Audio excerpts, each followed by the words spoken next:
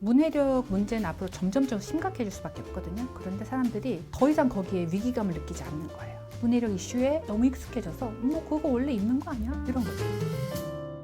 ES24 구독자 여러분 안녕하세요. 저는 서울대학교에서 글쓰기를 가르치고 있는 남인혜입니다. 2년 전에는 제가 저희 아버지신 나태주 시인과 함께 에세이를 가지고 여러분 찾아뵀는데요. 오늘은 저 혼자 단독으로 학습 만화라는 주제로 여러분들 찾아뵙게 되었습니다. 만나서 반갑습니다.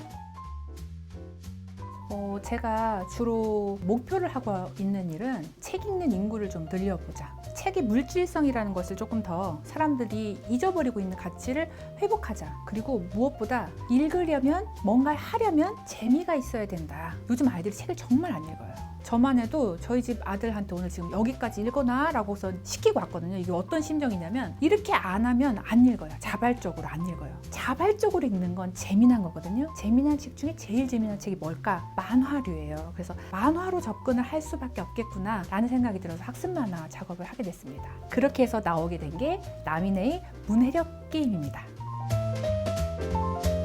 사람들이 저한테 물어봐요. 너는 글쓰지 아니냐? 그런데 저 책만 읽었던 건 아니에요. 나태주 시인 밑에서 자랐으니까 저 여자는 고전 명작들만 엄청 읽었을 것이다. 아유, 전혀 아닙니다. 저희 아버지가 보물섬도 사다 주셨고요. 중학교 고등학교 때 수험생활 하면서도 학교 끝나면 달려가는 곳이 만화방. 김혜린의 비천무, 신일숙의 아르미안의 내 딸들이라든지 드래곤볼이라든지 슬램덩크라든지 이런 만화책 속에 빠져 살았거든요. 근데 만화책을 읽는다고 해서 책을 못 읽게 된다? 이런 편견을 가지신 분들이 굉장히 많아요. 절대 아닙니다. 절대 아니에요. 만화책은 책 읽는 중간중간에 들어가면 오히려 책이라고 하는 것을 친해지게 만드는 그런 매개체도 되는 거고요. 만화책을 통해서 이거 스토리라인 이런 것을 깨닫고 캐릭터 이런 거 분석하는 게 너무 재밌다. 이런 거 느껴지면 소설 속으로 풍덩 들어갈 수도 있거든요. 추리소설 줄글로도 갈 수 있고요. 장르물로 갈 수도 있고 SF 소설로도 갈 수 있고요. 우리가 이렇게 스크롤바를 내려가면서 웹툰 보는 거하고 종이 냄새 맡으면서 책을 넘기는 거하고는 이거는 장르적으로 매체적으로 좀 다릅니다. 핸드폰으로부터 벗어날 수가 있고요. 내 손에 전자기기나 패드를 들지 않고도 재미있게 시간을 보낼 수 있다라고 하는 어떤 가능성을 얻게 되는 거거든요. 저는 만화책 읽으면서 자랐던 제 유년이 되게 유익하고 재밌었기 때문에 아이들한테도 유튜브로 바로 직진하는 만화책 아니라면 읽어도 됩니다 라고 얘기를 하고 있어요. 게다가 우리 책의 가장 큰 장점은 재밌다는 거예요. 여기에 나오게 된 것도 사실은 수업이 재밌어서 입소문이 나서 남인이라는 사람이 누구야? 수업을 그렇게 웃기게 한다는데 재밌게 한다는데 이런 것이 저를 여기까지 오게 만들었다고 생각을 하거든요. 재미가 없으면 아무리 좋은 내용도 보질 않아요. 그래서 저는 기본적으로 사람이 좀 웃겨야 된다고 생각합니다. 선생님이 재밌어야 애들이 수업에 얻어가는 게 훨씬 많아요. 아무리 좋은 내용도 재미없게 자 이제부터 문해력 공부를 해봅시다. 문해력은 이렇게 하면 소용이 없어요. 재미라고 한다면 문해력 쪽에서는 남인의 문해력 게임이 최고다 라고 생각합니다. 문해력은 앞으로 계속 얘기가 나올 거예요. 문해력 문제는 앞으로 점점점 심각해질 수밖에 없거든요. 그런데 사람들이 더 이상 거기에 위기감을 느끼지 않는 거예요. 문해력 이슈에 너무 익숙해져서 그거 원래 있는 거 아니야? 이런 거죠. 얼마 전에 이제 친구가 코로나 걸렸다고 하는 거예요. 옛날에는 엄청나게 우리가 두려워하거나 했는데 이제는 코로나 걸렸어? 그래 걸렸구나 하고 더 넘어가거든요. 이런 것처럼 앞으로 사람들은 문해력이 떨어졌어요. 큰일 났습니다 라는 거에 더 이상 경각심을 가지고 반응하지 않을 겁니다. 문해력은 기본적으로 읽는 능력 모두를 다 이야기를 해요. 대화를 이어나가는 능력, 작은 기사를 보고 그 기사의 의미를 판독하는 능력, 단어를 아는 능력, 긴 책을 읽어내는 능력까지 문해력의 스펙트럼은 굉장히 크다라고 생각을 합니다. 근데 맨 먼저 주목해야 될 건 단어예요. 아이들이 단어를 잃어버리고 있어요. 표현력을 잃어버리고 있어요. 프리모 레비의 이것이 인간인가라고 하는 책을 읽다 왔는데요. 본인이 아우슈비츠 수용소에 있을 때 경험했던 고통스러운 것들을 글로 남긴 거예요. 우리는 수용소에 들어가서 표현이라는 것, 단어라는 것을 잃기 시작했다. 너무 힘들고 고통스럽고 밥을 못 먹어서 기운이 없으니까 누구도 말을 하지 않아요. 사고력이 더 이상 없는 거예요. 그래서 단어를 잃은 우리는 마치 살아있는 시체 같다. 그래서 그 부분에 주목을 해서 작은 문제를 통해서 단어를 계속 수집해 나가는 그런 기획 의도가 담겨져 있어요.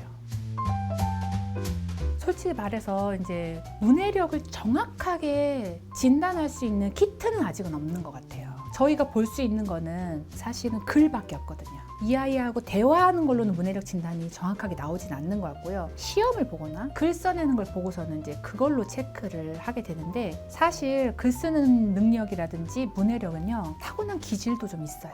학생들이 이렇게 질문해요. 글 읽고 쓰는 능력은 태어날 때부터 갖고 나오거나 갖고 나오지 않는다. DNA에 새겨져 있다라고 하는데 배워서 이게 가능합니까? 라고 물어보거든요. 저는 거기다가 1000% 가능하다라고 얘기를 해요. 근데 이 친구들이 물어본 말의 뉘앙스는 너무 잘 알아요. 어떤 아이는요, 엄마 아빠가 많이 읽어주고 쓰거나 공부를 가르치지 않아도 말을 빨리 떼요. 근데 어떤 아이는, 저희 아들 같은 경우는 엄청나게 많이 읽어주고 얘기해주고 해도 언어에 대한 감각 자체가 굉장히 낮아요. 오래 기억을 못해요. 그런데 결론을 보면 언어 DNA를 적게 타고난 친구나 언어 DNA를 아주 탁월하게 타고난 친구나 오래 많이 부으면요, 도달하는 끝은 거의 비슷해요. 서울대에서 글 잘 쓰는 친구들을 면담을 해보면 100% 공통점이 있어요. 많이 읽었어요. 자기 재능 갖고 기술 가지고 글 잘 쓰는 애는 한 명도 못 봤어요. 그래서 많이 읽은 것은 배신하지 않습니다. 80 넘으신 저희 아버지 저보다 많이 읽어요. 많이 읽으니까 쓸 수 있는 거예요. 오늘 예스24 영상을 시청해주신 구독자분들께 구독자 이벤트가 있습니다. 이 영상을 보시고 하단에 댓글을 달아주시면 모두 3분을 추첨을 해서 제 사인이 들어가 있는 특별한 학습 만화를 여러분 댁으로 배송해 드리도록 하겠습니다. 많은 댓글 부탁드립니다. 하이네라는 시인이 이렇게 얘기를 했대요.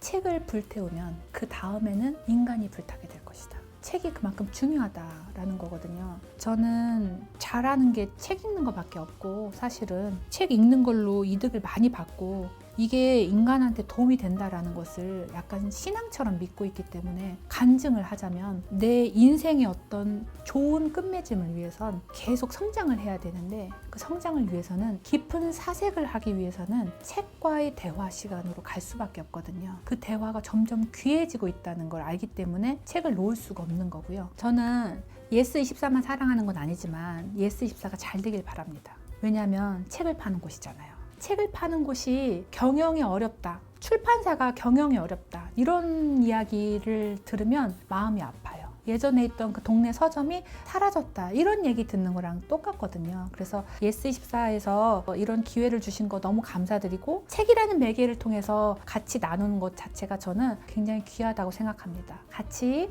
책에 대한 이야기를 나누게 돼서 영광이었고요. 학습 만화 많이 사랑해 주시기 바랍니다. 감사합니다.